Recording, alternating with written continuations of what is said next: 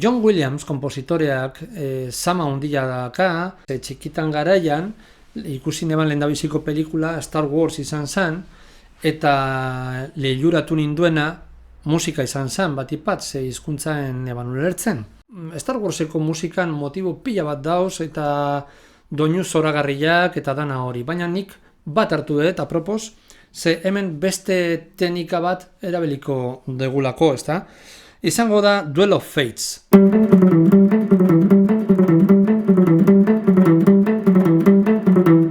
Dan hau egiteko mi menorren gauz, tercera menor sol horregaz hasten da, eta oso ondo datorkigu, ze justo digitazio honetan egiten badegu menikegaz hazin behar gara. Azteko, dekogun erronka da, ze lehendabiziko notak berantza doaz, ez dago alternate pickinik. Ordun, egingo gu horrarte, ezta? Berantza biak. Ze hauek kortxeak badiez, adibidez, urrengoak semikortxeak izango die. Eta semikortxeak bai alternate picking edo pu alternatuaz joko doguz. Hau da. Zeratikan zen nolabait gure kontzeptua subdivizioa dalako. Hau da, tan, oiek berantza, tan, baina lako baten tararan. Oiek ja, alternau. Perkusioa izango balitz, oso errazki ikusiko genuke. Hau da, esku batez joko genuke, tan, baina hau ja prest, takatan egiteko geneukake, ezta? Gauza bera da hemen. Zer, azken finean, pua gitarran perkusioa da, ezta? Atake bada, ordun.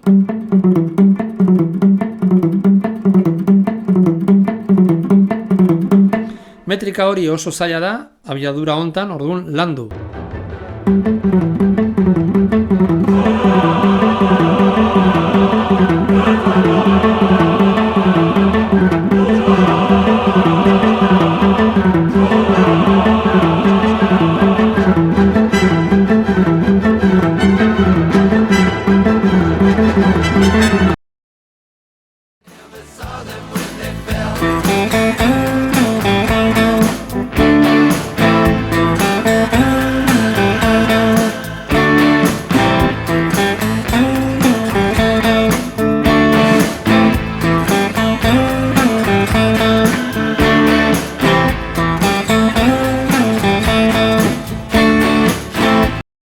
Traveling Wilbury supertaldeak kristolako partaide sorta bat zekan.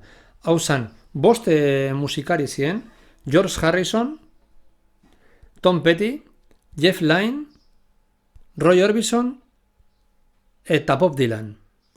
Guztiak oso ezagunak, oso famatuak, eta oso kanta onak egin zituzten, eta justo periodo horretan grabatu zituzten albumak, justo Roy Orbison hil baino lehen, benetan gomendagarriak die, eta nolabait estatu batuetako folka biltzen saiatu zian. Hartuko duguna abestia Twitter and the Monkey Man izango da. Twitter and the Monkey Man abestiak dekon riffa exigetzen dozku slide edo glissando teknika. Beste teknika bat da, eta asko sofritzen dugu askotan atzamarretan horren ondorioz. Hemengo azala, atzamar puntekin jotzen dugu, beti hori gogoan euki, azala erretzen da pixkat hori glissando de slide eginez, ezta? Hau.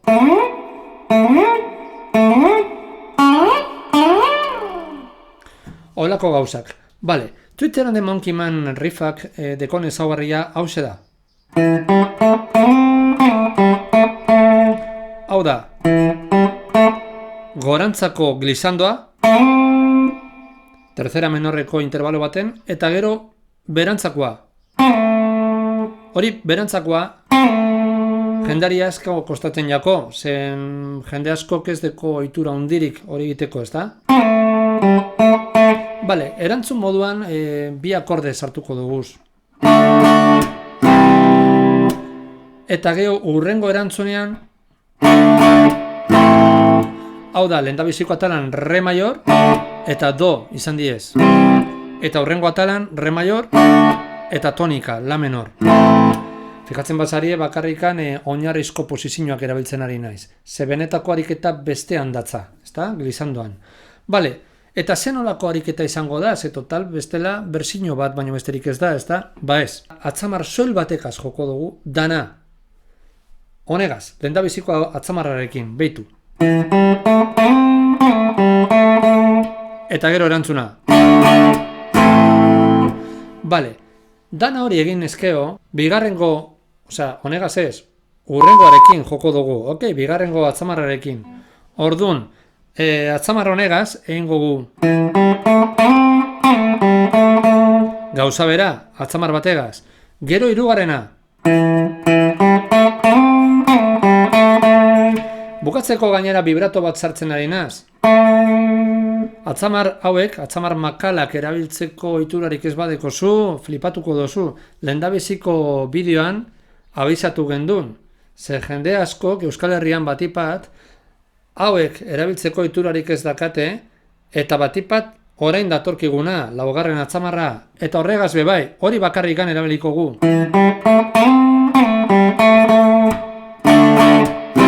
Bale, ordun saiatuko gara dana joten.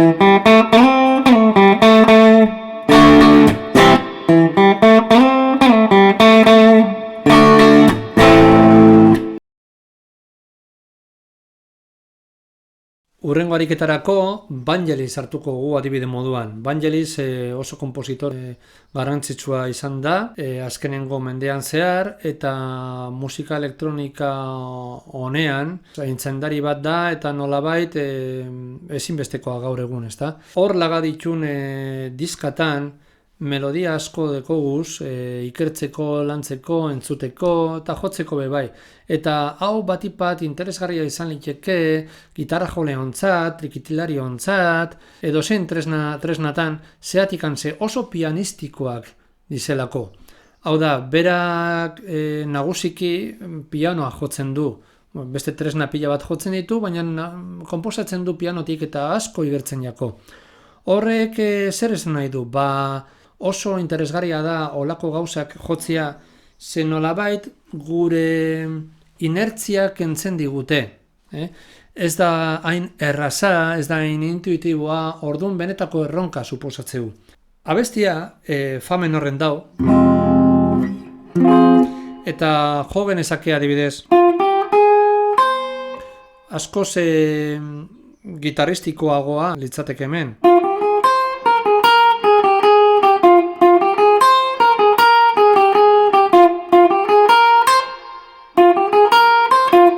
Baina ez dugu hor egingo, non egingo gu?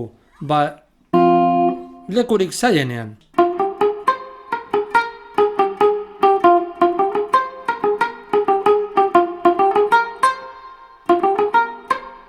Fijatzen bazarie tonikan bukatzen du beti erritmo violento baten ondoan, ezta?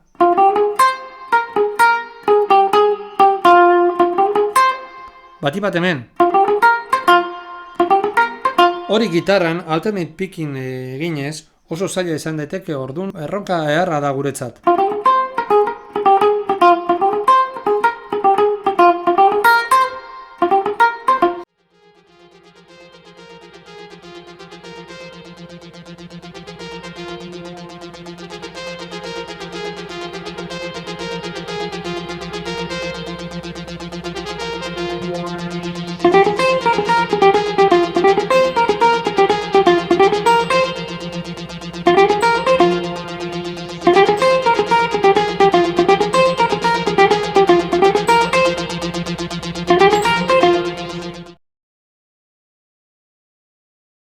Orain heavy metal klasikoa hartuko dugu adibide moduan eta Iron Maiden taldearekin landuko dugu hurrengo ariketa.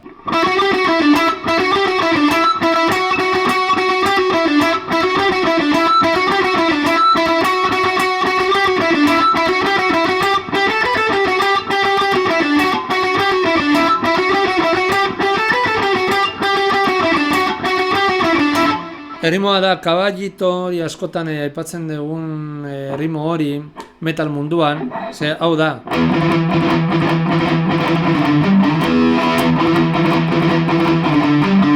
The Trooperren bezala edo Ennio Morriconeren banda sonora askotan aurki dezakezue folk munduan eta bar.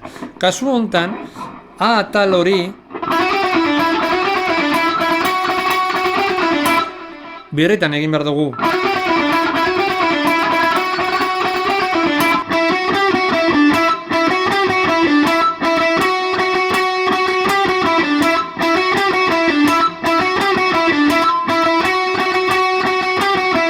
Lehendabiziko bideoan teknikana aipatu gendun, benetan gitarra jotzen badugu, benetan lau atzamarrak erabiliko dugu.